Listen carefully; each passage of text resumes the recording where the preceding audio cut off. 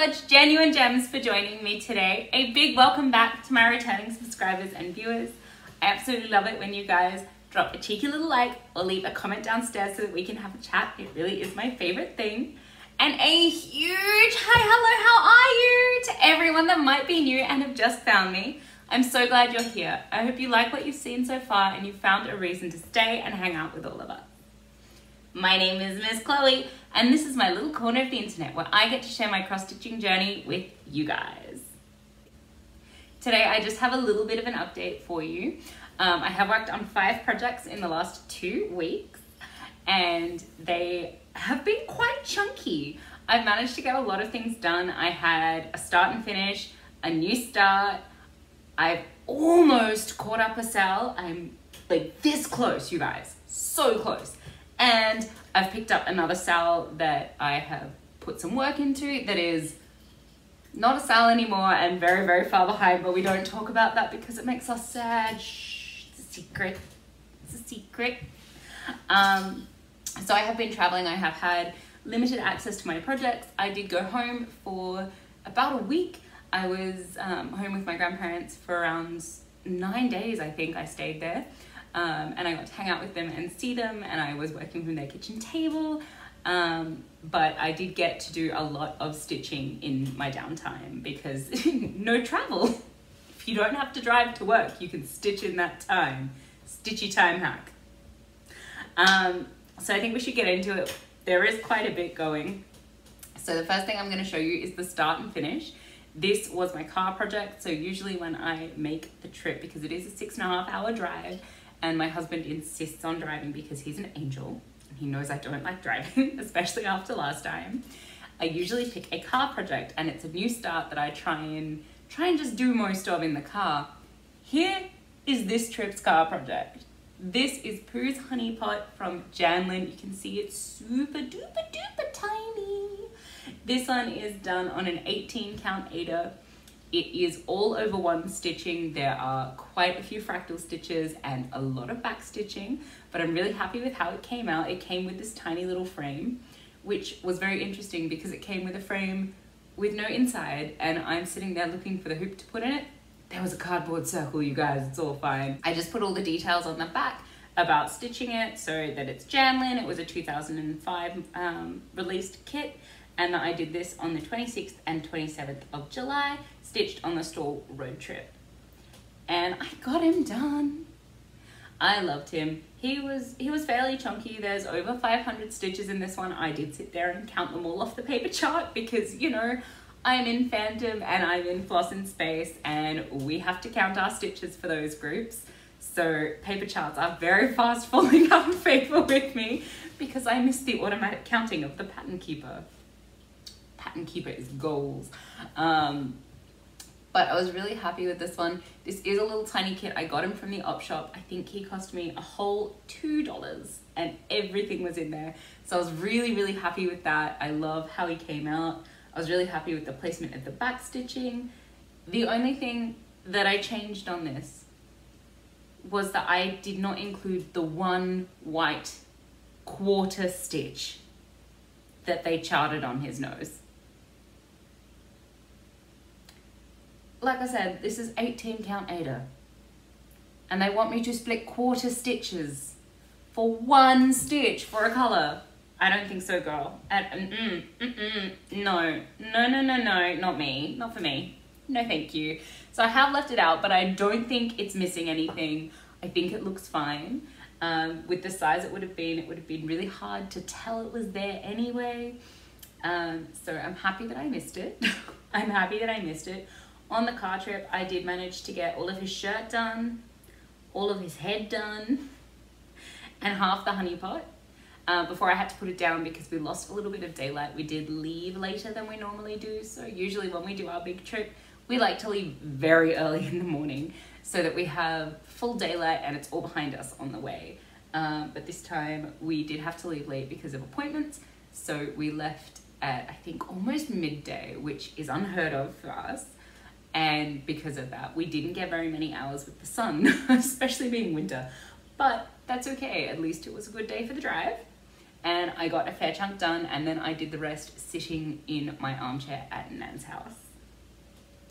So that was Pooh's Honey from Janlin. And now that I've done one, I totally need to get more of them. These little tiny mini kits are fast becoming my favorite thing. I just love how sweet they look. So I need to see if I can find more of the Janlin mini Disney range. I have seen that they have done Bambi and Thumper, and I really want to find Bambi and Thumper, so I have to keep an eye out in all the shops for them. Hopefully one will come across my path. The next thing I worked on while I was over at Nan's was another new start. This is my first ever Mill Hill kit, you guys. I asked for advice and you guys came through. Willow and Keisha, you guys are amazing. So Willow Stitches on Instagram and Accounting for Stitches on Instagram. You guys were just excellent with all the advice, all the advice. This is the Peridot from the Christmas Jewels selection. And I have done all of the main stitching on it. They both told me, Chloe, do all your stitches first.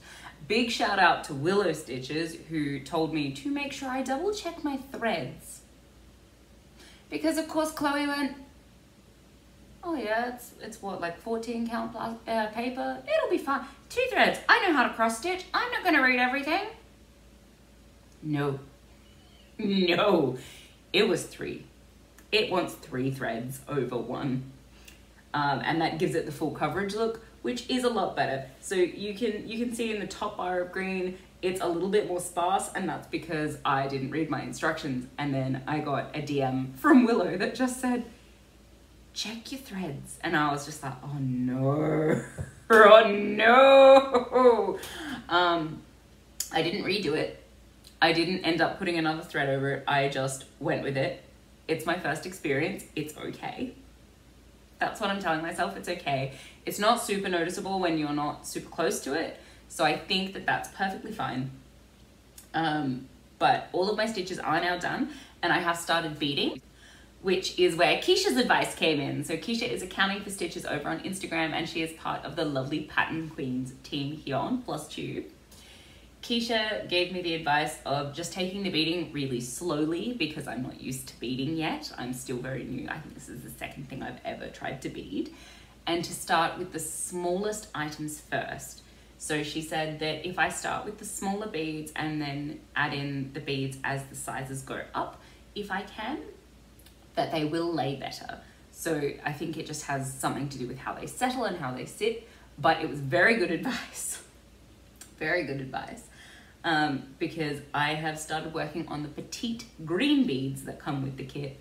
And while they are a pain because they are super duper tiny, they are starting to look really good. And now that I've worked out how to work with the perforated paper, this is my first experience with a paper, I feel like they're starting to sit really well. So I'm really happy with that. I'm hoping to get a little bit more beading done to hopefully finish the peridot, because it's just really pretty and I would like to fully finish it and hang it up. So this will end up going on my hoop wall most probably. I know it's a Christmas ornament, but it's still going on the hoop wall. They're all going on the hoop wall.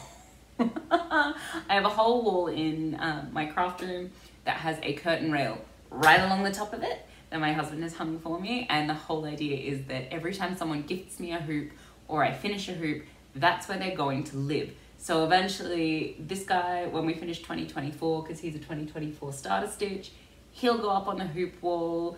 Our parrot will probably get replaced. Cubone up here. I'm in the process of doing a second one because I feel like I need one in my hoop wall, but I also love him. He's my favorite Pokemon, so he's not leaving. And the Bumblebee will probably move as well, so that we can have some swap out and different sizes put into the display for you guys to look at while, you know, I'm talking to you. But I do have an entire wall of hoop space ready to go. I'm very excited. And I thought that it would be a good idea because, you know, I watched everyone do exchanges for a few years before I hung it up. And while I was looking at that, I noticed that all my friends were getting hoops. And I was like, that's awesome. I could have a whole space dedicated to hoops that people have stitched and I've swapped with them. You know, at retreats or in the boxes or just my friends in general. So I set up a few swaps and I participated. I never made a hoop for anyone, and I have not received one back yet. Everything I've done has been a little bit different. So I've done a pin pillow, I've done a hessian bag, and I did a couple of pencil cases a few years ago. They were fishing line pencil cases that just had really tiny mesh squares on them. They were not perfect, but the recipients thought they were pretty cool, so I was happy with that. So now I have all this hoop space and not a lot of hoops. So I've got to get on that. I've got to do more hoops. I'm thinking next year will be the year of the hoop, where I just try and sort of get a good number up there. I've got 5 or 6 up there now. I've got 2 waiting to be finished, hung up, and of course Pooh Bear will go up there too, although he's not going to take up a lot of space. So I'm hoping to just sort of pick a whole bunch of little cute round projects that I can then hang up on the wall, and just make my craft room really, really special and full of all these cool pictures. So I think that's going to be really fun. Really fun. Next up, we've got a finish. I finished something, you guys. I did it. I did it. Eee! I have Won't Take Long from Idris Studios. How cute is this thing? I love this. So it says, this won't take long. It said every stitcher ever. And it's got a couple of little motifs on it and a cute little leaf border. I have done this in a Silks For You Christmas silk that I got in their advent calendar. I think it was 2 years ago. And I really enjoyed stitching with this one. It is obviously a variegated silk. It doesn't have a name because it just came in the Christmas box. But I really, really enjoyed working with this one. And I'm really glad that I have more of it to work with. This didn't take up a lot of floss. And this one is done on a 14 count black Aida, just from Zweigart. It is 2/1, and each cross had to be done individually, of course, because we are playing with the variegated. So I learned that very quickly. You can't miss stitches. You had to plan your route through these leaves so that they still looked continuous and you didn't end up with like the color back here being different to the color up the front. It was a bit of a learning curve. There was a fair few frogging sessions, but you know, they made me a better stitcher, so I'm not mad. I'm not mad. That's okay. That's what you do. That's what you do. So this design is by Idris Studios over on Ko-Fi, and you can find them on Instagram as well. If you want to check out the human behind the designer, she is amazing. I love her. Her name is Jen. Hi, Jen!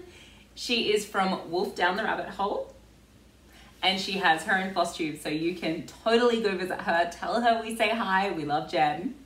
But she has a number of really, really cool designs in this sort of format. She's also done some other designs along the lines of Court of Thorns and Roses and Fourth Wing / Iron Flame. So she has some really cool stuff. She's definitely got some goodies for you to check out over there.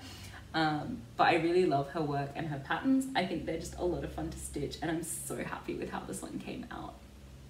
Next up to share with you guys, I have a stitch along that is very behind. Very behind, but keep my secrets, it's okay. This is Dark Queen of the Earth. I have gotten back to her. Isn't she gorgeous? I love this piece. It's currently an obsession. She's been staring at me from the wall, and I love her so much. So I am working on the itty bitty triangle at the bottom. That section has her feet in it, so I'm gonna do them. And then I'm also working on the tree branch to start it wrapping around, and the anxiety, you guys. Oh my goodness. So, right, they had a Pattern Keeper version. Mwah, beautiful. I downloaded the Pattern Keeper version. The Pattern Keeper version is just sections. It's not the whole thing with the new section added. It's just the section. So I'm having to guess a little bit at the placement. Some things are really easy, like this piece here. It had a very clear triangular line that made sense and lined up. This piece though, this does not. This is driving me crazy because of course your girl doesn't grid. That takes up valuable stitching time, and I don't have the brain space to count to 10 a million times. Not for me, not for me. But on this piece, it probably would have helped. Like a lot. So I am currently coming around this tree branch, and just underneath the roll here, I can see the top line of the branch. And I don't know if they're supposed to line up exactly. I don't know if they're supposed to touch. I don't know if they're supposed to be off center and something else is supposed to go there. I don't know. And it's driving me insane. It's driving me insane. I just want to stitch her and make her super pretty because she's so cool. But I can't quite tell what I'm doing up here. So I think I'm just going to focus down here on her feet section and get that done. And then go back through my files, and hopefully I have saved each part as the PDF as well as the Pattern Keeper version, so that it can tell me, because on there it should have where everything joins up and I should be able to see it. But I do love stitching this one. I'm doing this 2/2 on a 32 count even weave that is opalescent, so she sparkles like nobody's business. I absolutely love her. The pattern itself is the Dark Queen of the Earth, and it is by the wonderful Autumn Lane Stitchery. Their designs are just so beautiful. I'm sure a lot of you will have seen the Dark Queen of the Sea. I'm gonna get her, don't you worry. She's gonna come home with me. She is the companion piece to this one at the moment, and she is just gorgeous, absolutely gorgeous. But the rule is I'm not allowed to buy that. Not allowed to buy that until I finish this. And I'm in part 6, roughly. I think the feet are part 7, and I decided I was gonna start them instead. But I probably should have done them for the part 6 first, but I didn't. Variety is the spice of life, right? So I'm gonna start the different parts and play with her. And she's great. So right now, above this, I have also put in her, her top, but I have not put in her arms or her head. So it is just a dress right now. And then some beautiful like foliage and flowers and things, which are just really pretty. And I love the colors of this one. I love the autumnal feel of a lot of it. So there's a lot of browns, a lot of golds, a lot of orange. And then of course there's greens and reds and pinks. And I just think she's so pretty. So pretty. I absolutely love this one. I am working very hard to try and get her done. I would like to get her done by Christmas. Is that gonna happen? Probably not. Probably not. And that's okay. That's okay. For now, until the next video, I would just like to work more on her. So I want to get this foot section filled in so that that's all gone. And I would like to get my branch actually lined up so that it connects properly through. Because I believe the branch here is what goes into the big spiral that's around her head.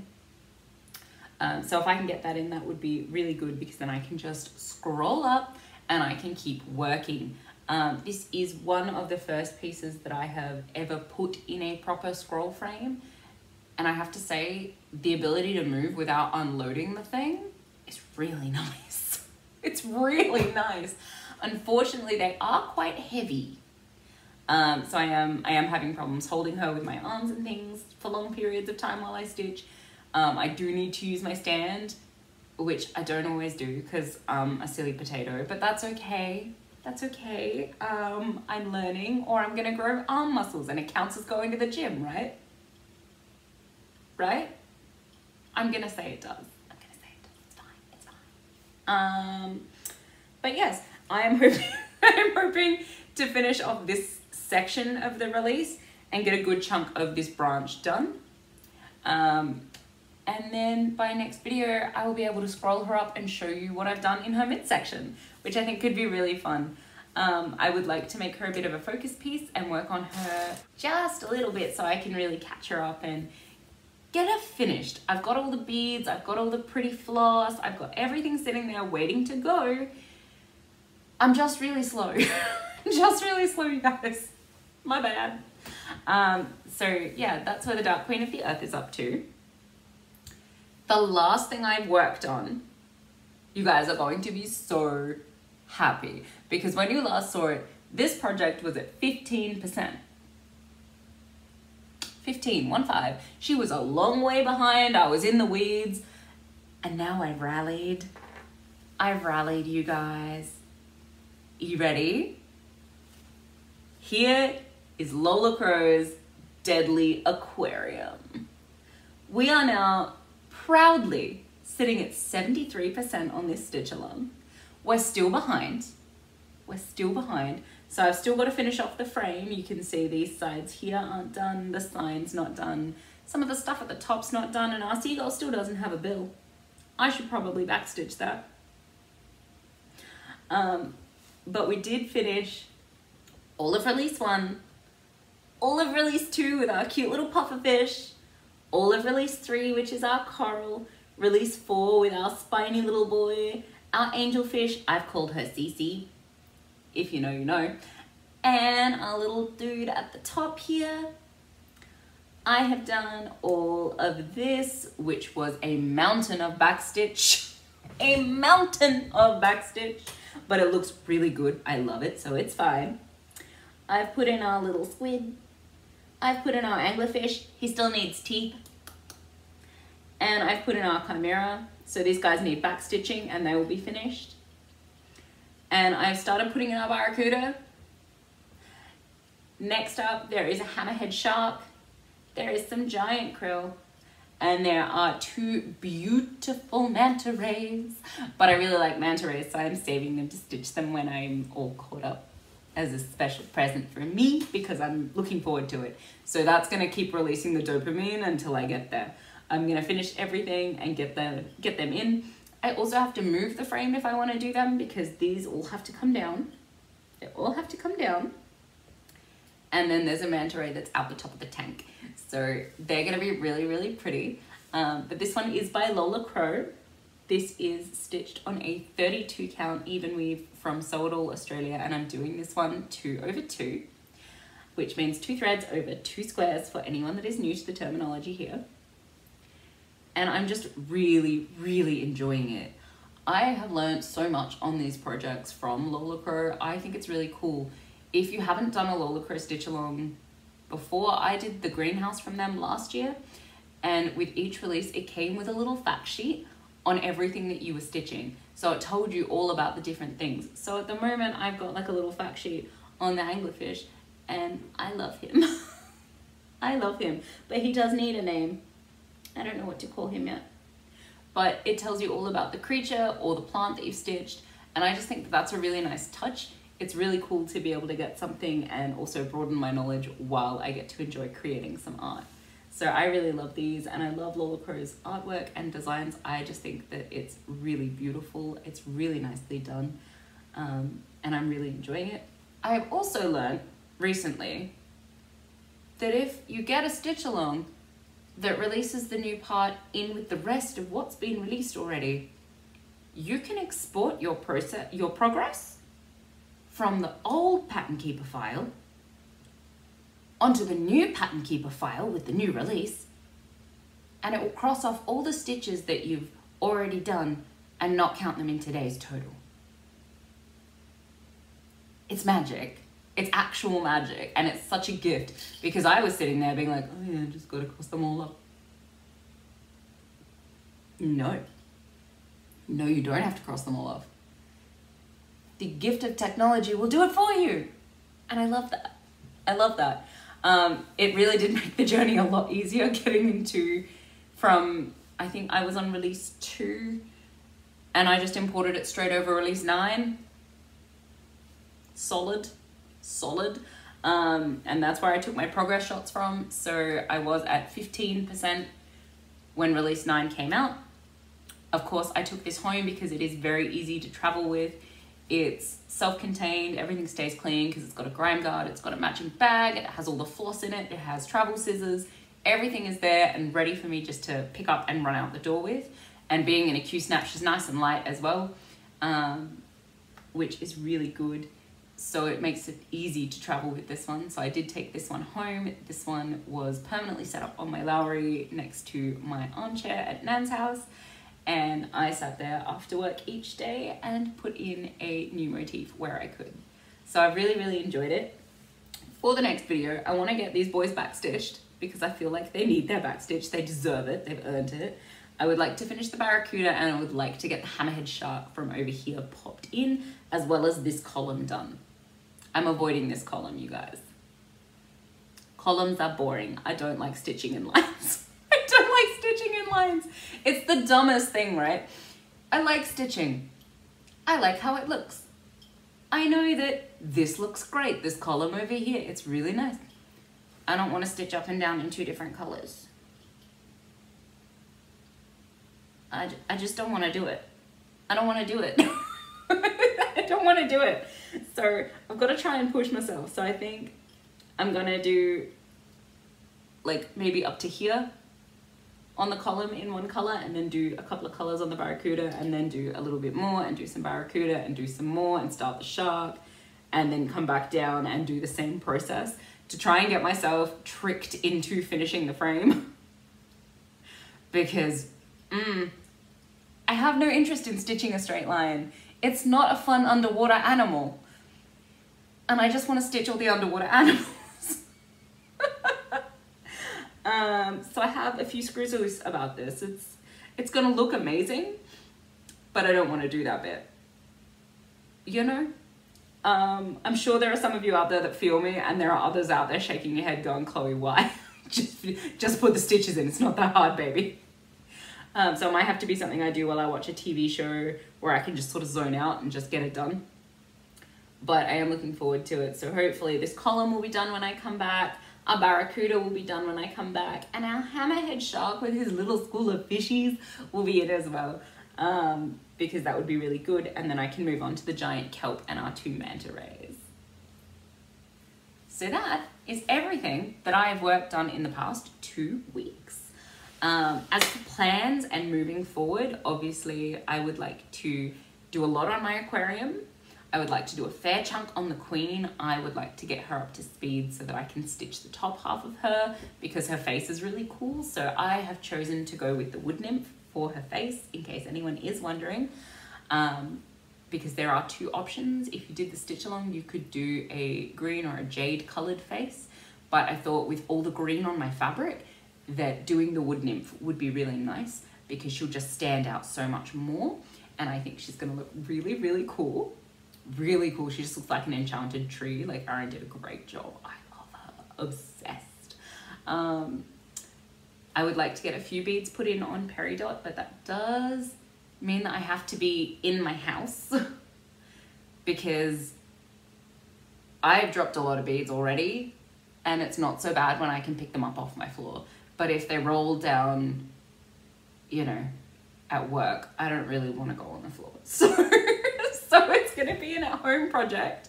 Hopefully I can get some work done on that one and get it squared away, ready to go. I don't think I'll quite finish it in the next 2 weeks. I do have a little bit of travel lined up. My husband and I are going to go to Sydney and see Hamilton on the weekend. We're very excited. It's going to be fun. By the time this video is out, I will have already seen it. I like to publish on a Sunday morning, and we are going for Saturday night. So we are going to have a really good time, and we are only staying for a little while. So we're going to pretty much fly in, spend the day, see the show, sleep at night, and fly back home. But luckily we have family who has been very lovely and agreed to come and stay with all our animals and do the feeding routines and bedtime routines and just sort of run the farm, as they say. I only have 4 pets. I only have 4 pets, but my family considers it to be a farm because all of them have only ever had one. One at a time, but I couldn't say no. The girls just, I needed to bring them all home, so they're all at home now. But that's perfectly fine. That's where we are. I would also like to probably start another little kit. I like to start small things when we travel, just so that I've got sort of a piece that reminds me of everything we did and where we went and who we saw and all of that sort of stuff. So there might be a new start in my future in the next few days. That's pretty exciting too. But yeah, that's sort of where we're up to. I'm gonna see you guys again in about 2 weeks. Hopefully I can stick to all of those plans and get a new start in, get some progress on my aquarium so that she's caught up or almost caught up. She will be, I think, 2 exhibits behind by then. And I will get the Dark Queen of the Earth starting to look a little more fly, so that we can get her done and dusted. I do need to get a wriggle on. She is so far behind. She was supposed to be done in September. It's almost September again. So, oops. Oops.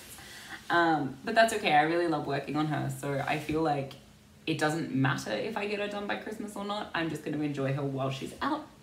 While she's calling to me, I'm going to stitch away on her as much as I possibly can. So I think I'm going to leave it all here, and I'm going to head out so that I can go and stitch on her, because now that she's on the table, all I can think about is finishing those brown colors and then scrolling on up. The obsession, she's calling to me, you guys. She calls to me. I'm sure you guys have projects that do that too. I can't be the only weirdo. Please tell me I'm not the only weirdo. One of you guys has to also be like this. Yes, maybe, no, just me, just me. But until then, don't forget to let me know downstairs what you guys are working on, because I never have a big enough shopping list for my whips. And I love to know what you guys are doing and what you're up to. But until next time, you guys stay safe, you be happy, and you craft something beautiful. I'll see you again real soon, crafty creators. Bye.